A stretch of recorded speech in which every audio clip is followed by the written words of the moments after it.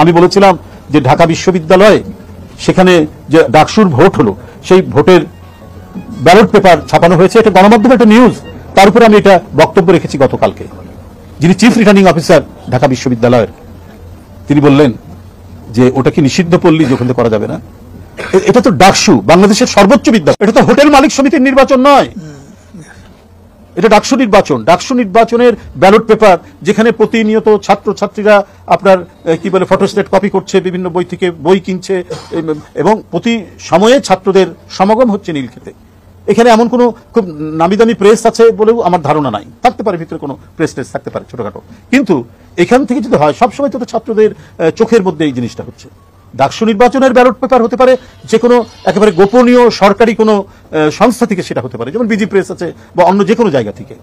তো আপনার যখন নীলক্ষেতের কথা আসবে তখন তো এটা সন্দেহ জাগবেই যে ডাকসুতে কোনো অনিয়ম হয়েছে কিনা।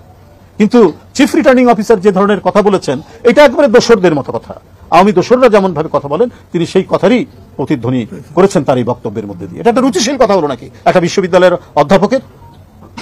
আপনার যদি সেটা না হয়, আপনার যদি এটাকে সত্য প্রতিপন্ন করেন যে না আমাদের কোনো অনিয়ম হয়নি বা আমরা সেখান থেকে করিনি বা করেছি অত্যন্ত গোপনে, নীলক্ষেতে যখনই ব্যালট পেপার ছাপানোর কথা আসবে এখানে সন্দেহ জাগবেই। এটা হবে আজকে নানা অনিয়মের কথা নানা দিক থেকে আপনার চলে আসছে, তাহলে এটা বলা কি কোনো অন্যায় কিছু হয়েছে? আর এটা তো একটা সবচেয়ে বড় শিক্ষা প্রতিষ্ঠান। এটা তো আমি তো বললাম তো, এটা হোটেল মালিক সমিতির নির্বাচন নয় বা মোটর শ্রমিক ইউনিয়নের তো নির্বাচন নয়।